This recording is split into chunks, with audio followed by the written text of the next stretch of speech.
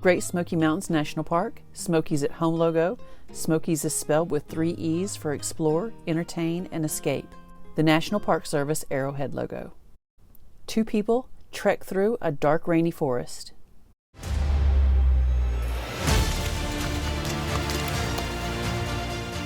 What if you were the person that discovered a species no one even knew existed?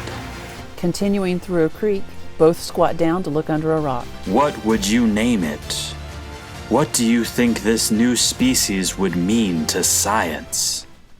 Ranger Natrafia walking in an open field with mountains, blue skies, and a building in the background. Where I'm standing is the place where hundreds of scientists from all over the world come to explore different life forms here in the Great Smoky Mountains National Park. So far, over 1,000 species new to science have been discovered here. Ranger Liam standing in a hardwood forest. This project is called the All-Taxa Biodiversity Inventory, the ATBI for short. This project has been going on for over 20 years and over 10,000 species have been studied that before we had no idea were in the park. Even with all the work that's already been done, we still think there are between 40 and 60,000 species that haven't even been discovered yet.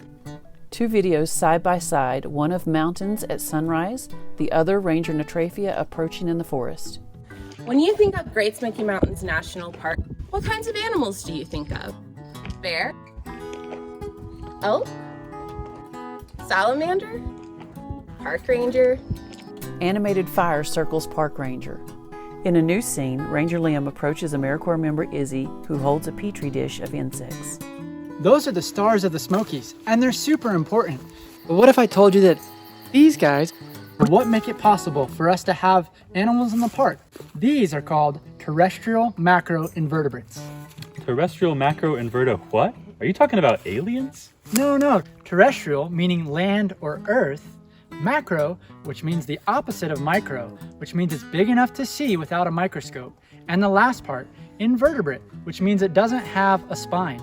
Some examples of macroinvertebrates are beetles, worms, spiders, and snakes. Actually, snakes do have a backbone, but that's a lesson for another day. Izzy approaches 2 rangers kneeling in the forest.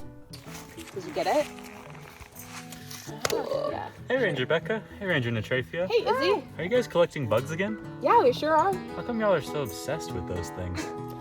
Well, when you think back to the stars of the Smokies, they're really important to them.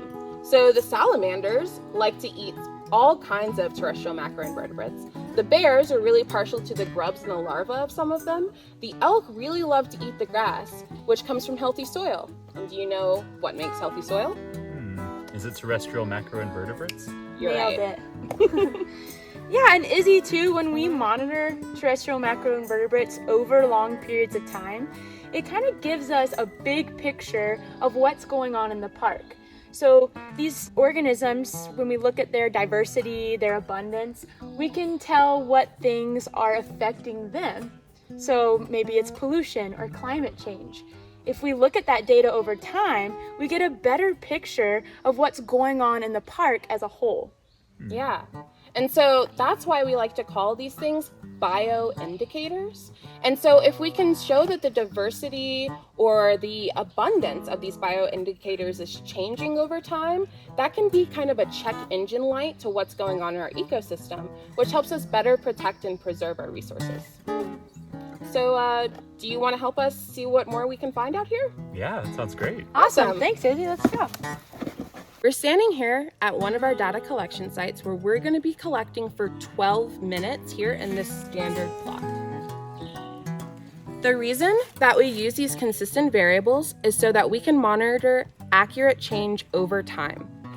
Yeah, so we'll be looking in the leaf litter or the duff for our macroinvertebrates, and we'll also check out the humus layer of the soil, which is kind of that top layer down here. We can look under rotting logs or rocks and find our macroinvertebrates. So we'll set the clock for 12 minutes and we'll start collecting our data.